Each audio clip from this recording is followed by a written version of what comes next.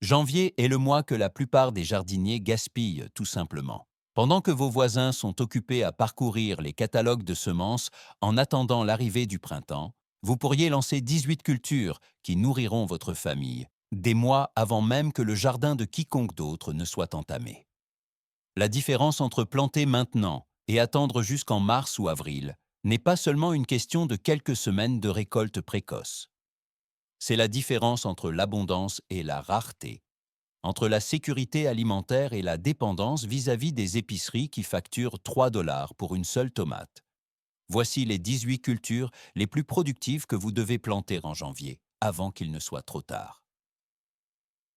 Les oignons plantés à partir de graines en janvier seront prêts à être récoltés à la fin de l'été et se conserveront tout l'hiver, vous offrant une réserve annuelle de l'un des ingrédients de cuisine les plus essentiels à partir d'une seule plantation. Alors que la plupart des gens plantent des bulbilles au printemps parce que c'est plus facile, commencer à partir de graines en janvier produit des bulbes plus gros qui se conservent plus longtemps et coûtent une fraction du prix. Semez les graines d'oignons à l'intérieur dans des plateaux de semis remplis d'un bon terreau. Gardez-les à environ 18 degrés C, près d'une fenêtre ensoleillée. Lorsque les semis développent leur deuxième feuille d'environ 1,5 cm de long, repiquez-les dans un autre plateau, en les espaçant de 5 cm. Ensuite, acclimatez-les progressivement et transplantez-les à l'extérieur au début du printemps dès que le sol peut être travaillé. Les poireaux commencés en janvier deviendront aussi épais que votre bras d'ici l'automne et resteront au jardin tout l'hiver, fournissant des légumes frais quand presque rien d'autre n'est disponible, ce qui en fait l'une des cultures les plus précieuses pour l'autosuffisance tout au long de l'année.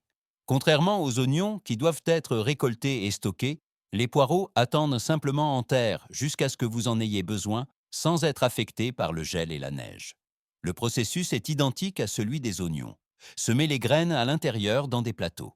Gardez-les au chaud et humides. Repiquez-les lorsqu'ils sont assez grands pour être manipulés. Transplantez à l'extérieur quand le temps le permet. Cependant, les poireaux ont besoin d'une plantation plus profonde que les oignons, car vous les cultivez pour le long fût blanc.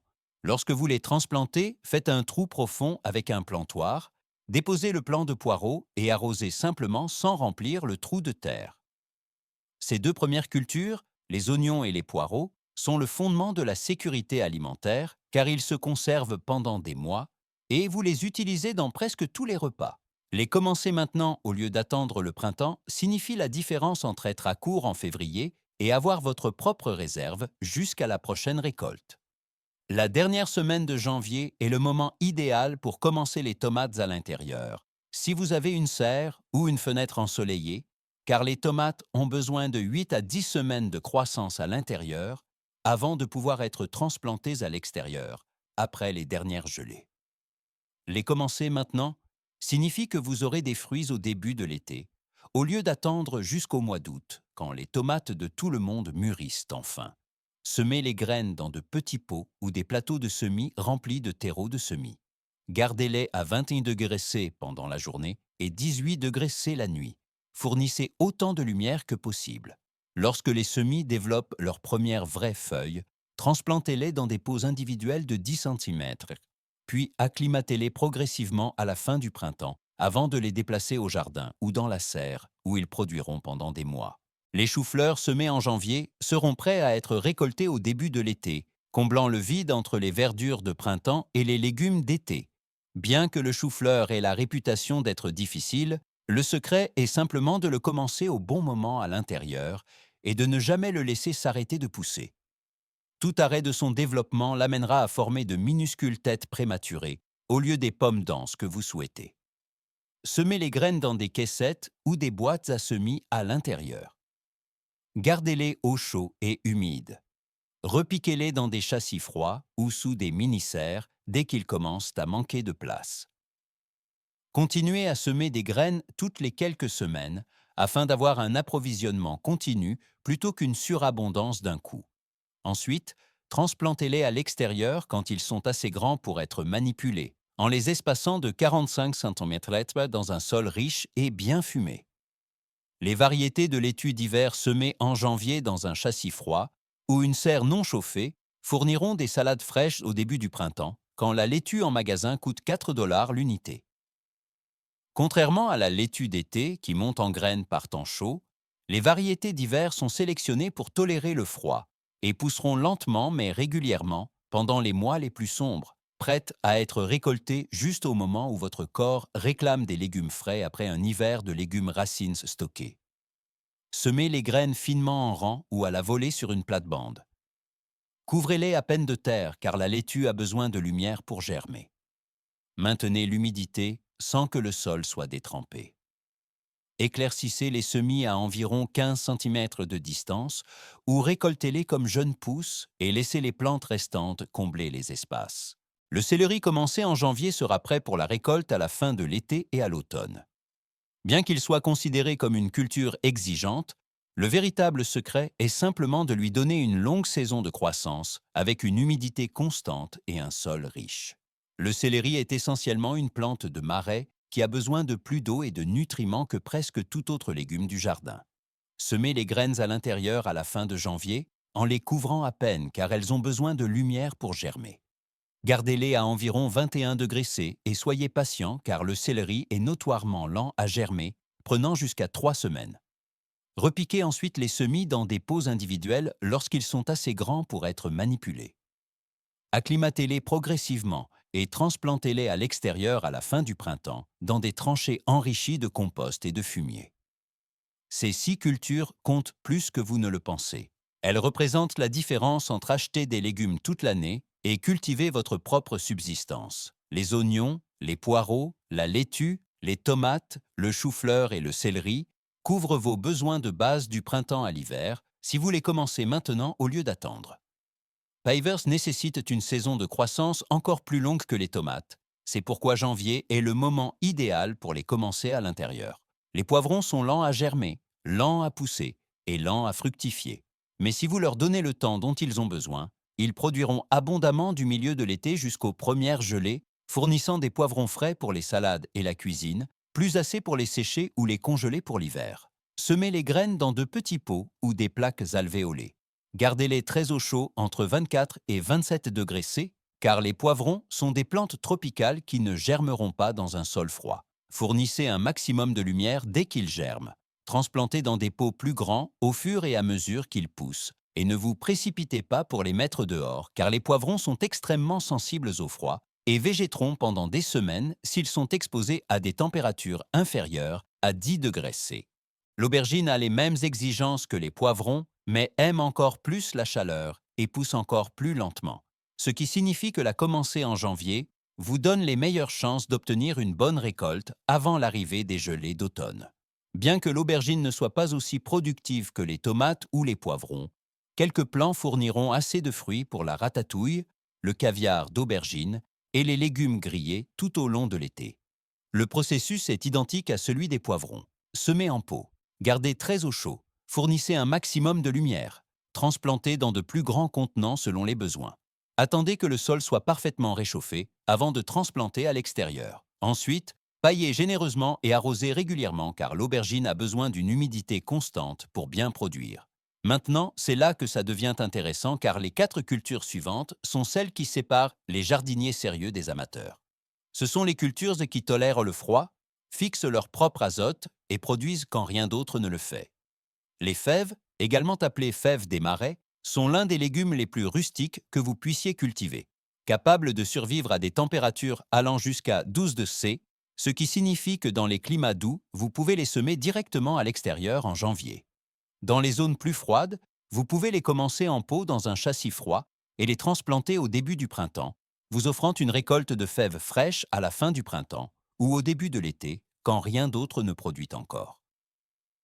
Semez les graines à 5 cm de profondeur et 15 cm de distance en double rang ou commencez-les dans des pots profonds pour éviter de perturber les racines lors de la transplantation.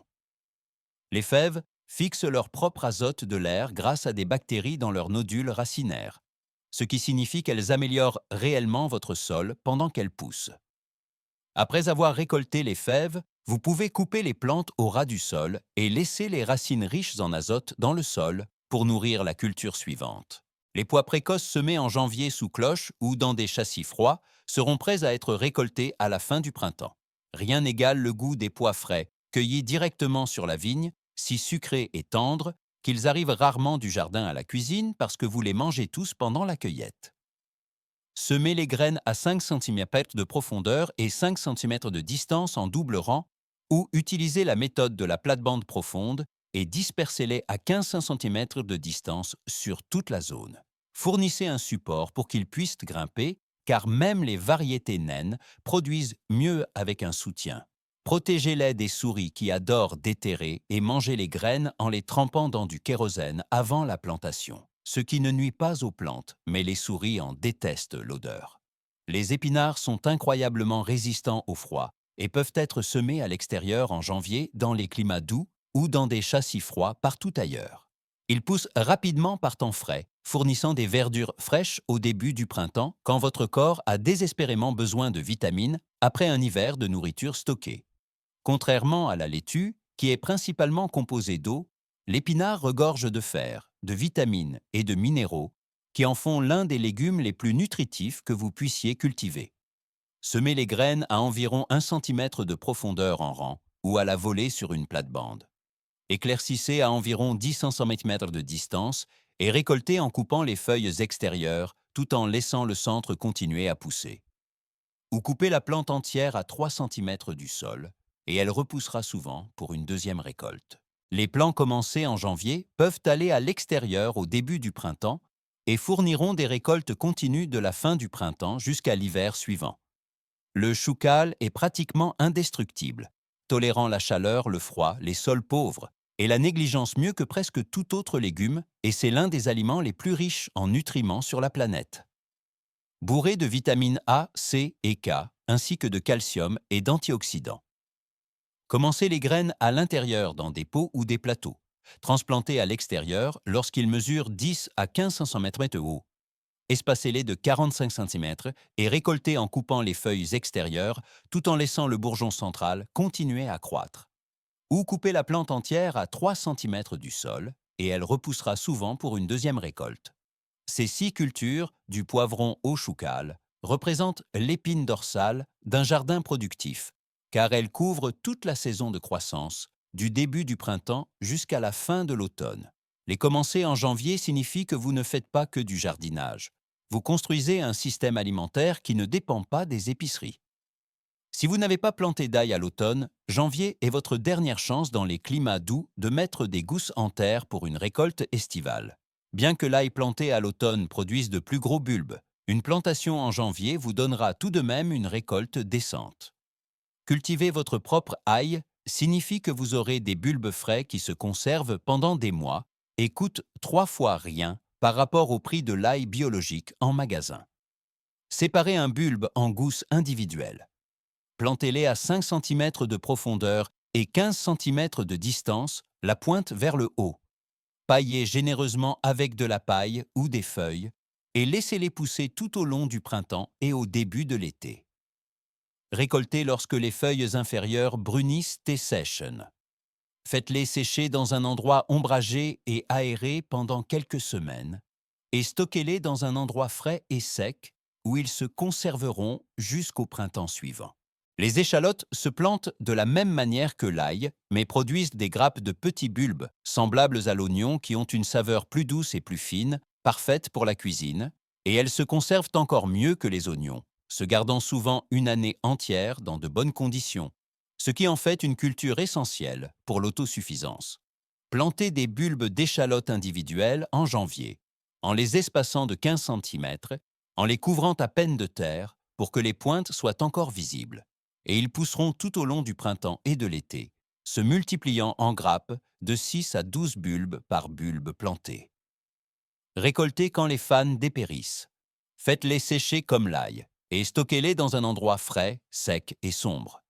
Janvier est le moment idéal pour forcer la rhubarbe pour une récolte précoce au printemps en couvrant les souches établies avec des tonneaux ou de grands pots et en les enterrant complètement sous un tas de fumier mélangé à de la paille.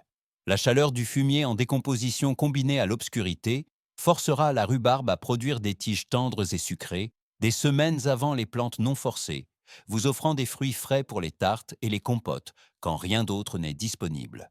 Les tiges forcées seront rose pâle ou même blanches au lieu du rouge habituel, et elles seront beaucoup plus tendres et moins acides que la rhubarbe ordinaire. Bien que le forçage affaiblisse la plante, vous ne devriez donc pas le faire chaque année.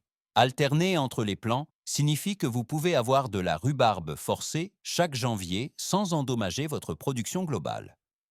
Ces 6 dernières cultures, de l'ail à l'asperge, sont celles qui produisent pendant des années avec un minimum de travail, ce qui signifie que les planter en janvier n'est pas seulement une question de récolte pour cette année. Il s'agit de bâtir une sécurité alimentaire permanente. Janvier est le moment de mettre les pommes de terre de semences à pré-germer, ce qui signifie les placer dans des caissettes peu profondes ou des cartons d'œufs dans un endroit lumineux et hors gel comme un hangar ou une serre, où elles développeront des germes courts et vigoureux avant la plantation. Le pré-germage donne à vos pommes de terre une avance de plusieurs semaines, ce qui se traduit par des récoltes plus précoces et des rendements plus élevés. C'est particulièrement important pour les variétés précoces que vous voulez récolter à la fin du printemps ou au début de l'été. Choisissez des plants certifiés sans maladie. Placez-les avec l'extrémité comportant le plus d'yeux vers le haut. Gardez-les à la lumière vive, mais jamais en plein soleil, et maintenez des températures autour de 10 degrés C. En 6 à 8 semaines, ils auront développé de solides germes verts ou violets d'environ 2,5 cm, moment auquel ils seront prêts à être plantés à l'extérieur dès que le sol peut être travaillé. Les topinambours, également appelés artichauts de Jérusalem, peuvent être plantés en janvier dans les climats doux, et ils constituent l'une des cultures les plus productives et indestructibles que vous puissiez cultiver, produisant des quantités massives de tubercules comestibles avec presque aucun soin. Ils sont vivaces, ce qui signifie qu'une fois plantés, ils reviendront année après année. Ils poussent si vigoureusement que votre principal défi sera de les empêcher d'envahir tout le jardin.